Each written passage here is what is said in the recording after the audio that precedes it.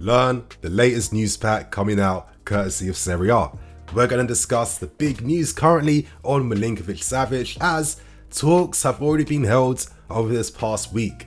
And on top of that, you guys, reports in Italy are suggesting that we may be making an approach now of Torino's Bremer in defence. So got a ton of things to break down, discuss, and dive into today, you guys. I hope you enjoyed today's video. Of course, smash a like button, help me get over 2,500 likes for today's video without wasting any more time. Anyway, let's start with things, and I want to focus on Bremer first because I want to spend a bit more time talking about this Milinkovic-Savic story.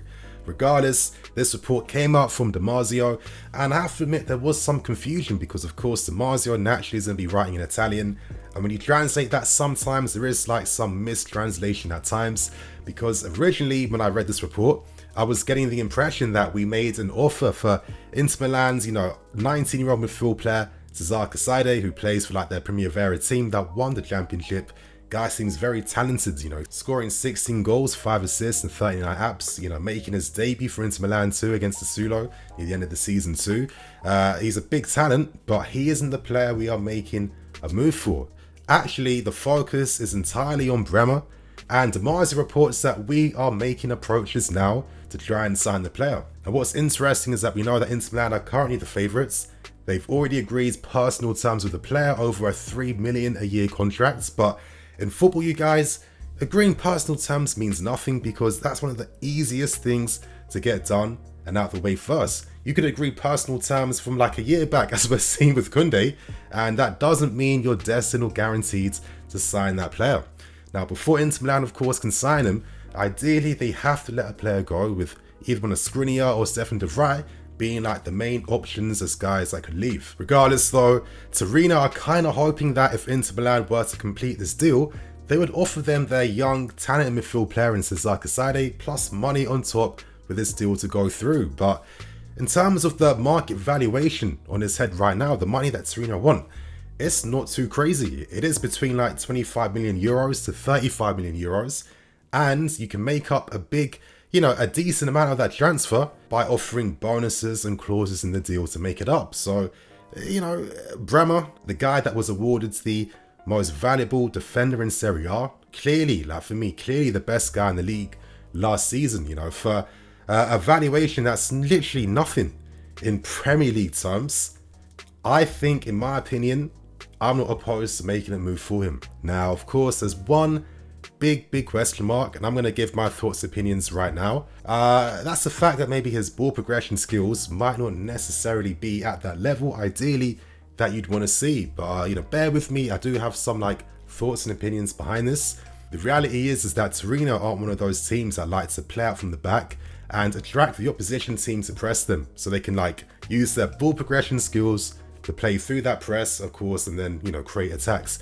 They play a lot more direct, they play a lot more long balls, so I don't think you're necessarily going to see the stats reflect, in my opinion, how decent he is on the ball. I'm not saying that he's on Rudiger's level, absolutely not, but he's not terrible as if he can't do anything with the ball, can't pass, and has zero composure. In my opinion, I get similar vibes in terms of his passing ability to a Ronaldo Araujo from Barcelona. If you were to go on FBR Ref right now, you'd see his ball progression stats.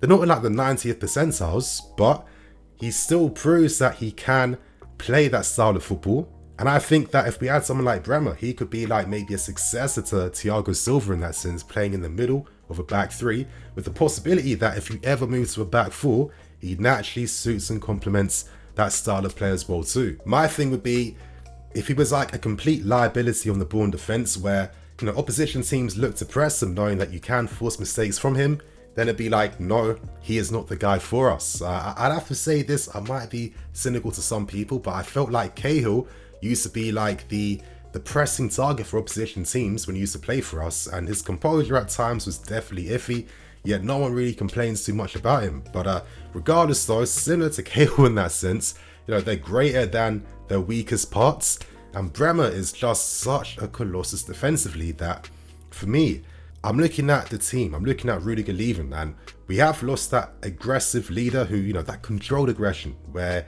you're bullying opposition strikers, you're winning duels that other defenders can't do due to that physical prowess. defensive intelligence, most importantly as well too, and the tackling technique to go with it as well. I'm looking at the Premier League. It's a Premier League that now has Erling Haaland. And now that we don't have Rudiger, I'm kind of feeling who would be that guy that would go up against him physically and possibly outmatch him and outstrength him. I'm looking at Bremer, and I feel like he is a guy that could definitely adapt to how we play, could definitely improve in that sense, because every single season he's got better and better and better for the price he's available for too, as well as how he defends, which is the most important thing for me. You know, we play with a high line. You need to have a high line, and Bremer's proven that he is literally one of the best high line defenders in Europe based on form last season. I mean, the guy's IQ knowing when to, leave his defensive line to close in opposition teams. I mean, he's a very proactive defender. He's very aggressive. He gets very tight to his man when he's marking them. He's dominated some of Serie A's best strikers with, real composure and quality, in my opinion. He has really, really strong defensive reading of the game. He's not going to get caught out in positions. He knows where to be, and he knows how to time his runs as well too. He's comfortable carrying the ball, which is like another component of like a TUCHEL defender. And I think finally, one of the best things about his game is that he is a colossus in the air. If we're signing Koundé, he's also good in the air too, irrespective of his height. But I just think that in the Premier League, most importantly, defenders for top teams need to be good aerially. And there's a reason why all the serious teams in this country don't have defenders that aren't good in the air. Bremer, for me, is probably one of the best, if not the best guy aerially in Serie A from that. He's scored a lot of goals too from set pieces. I think for the price, especially considering we have to do more business in other areas, I'd be okay with this one in my opinion. But again, I'm just sharing my thoughts and opinions behind this, you guys. What do you think of Bremer? How do you feel about the news? And now we have to end things by talking about the big story that dropped today involving Milinkovic-Savic. Now, of course, reports was coming out from last night, but they've only intensified even more. And finally, I can talk about the story now because there's like substantial context behind it. So currently at this point in time, Lazio under SARRI, they're showing big interest now in loftus and Emerson. We know that SARRI, he loves to work with players that already understands the system and what he expects from the players. When he signed for us, we were linked with a ton of Napoli players naturally, so it only makes sense that SARRI will continue to do what SARRI does. So reports are saying that Lazio sporting director Milinkovic-Savic was already in London over this past week, holding talks over the availability of Ruben and Emerson. Due to this though, we then opened up talks over the availability and made inquiries towards Milinkovic-Savic, which makes a lot of sense. Currently, the market value that Lazio would want for him would be around like 60 million euros, which is not too bad. And interestingly enough, his agent is former Chelsea striker Matteo Kejman, so possibly something could be done. His contract does expire in 2024, and last season was probably his best personal season in his career, scoring 12 goals and getting 13 assists playing SARRI ball. So right now, he's definitely a very interesting player, so I have to give my thoughts and opinions behind this story. Now, the strong reality that has to be accepted, that can't be argued against, is the fact that, of course, defense is more our priority because players have left. The last priority right now is actually midfield, because that would involve having to move players on because we are absolutely stacked. Let's not forget that Gallagher is most likely joining us for next season, and Tuchel is also going to look at players like Ampadu and Billy Gilmore during pre-season as well. So if something was to happen, it would require players leaving. Potentially Jorginho, we know that there's been tons of links with him returning back to Serie A. But I just think currently in terms of importance, not the most important signing, but it does make sense for a club like us to cast that net wide, understand the possibility behind any deals, and keep dialogues and communications going, because that's how things work in football. I guess in a sense, if anything was to happen for Milinkovic-Savic, it would probably involve maybe Ruben and involve Emerson, either one or both. Ruben currently would prefer to stay at the club. Last season he had a good season, irrespective of what anyone says. Sometimes I think with like casual takes, once players are out the spotlight, the names aren't as sexy, and I think that when you already have like negative preconceived ideas of a player, it means that you only condition yourself to look for negatives and ignore all the positives. And the positives from Ruben, in my opinion, cannot be ignored.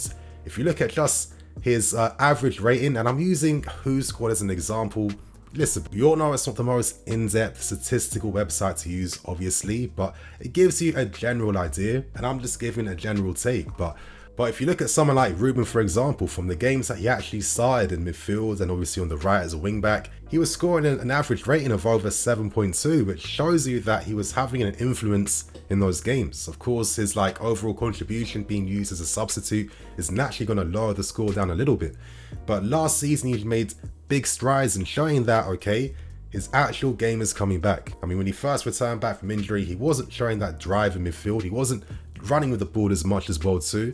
Of course, he had to bring back that muscle memory and that confidence mentally as well too, after suffering a very severe injury. And I just think that with the faith also shown from Thomas Tuchel, who encouraged the player a lot, you know, he played a lot of games for us last season and proved to be a very reliable squad player to use.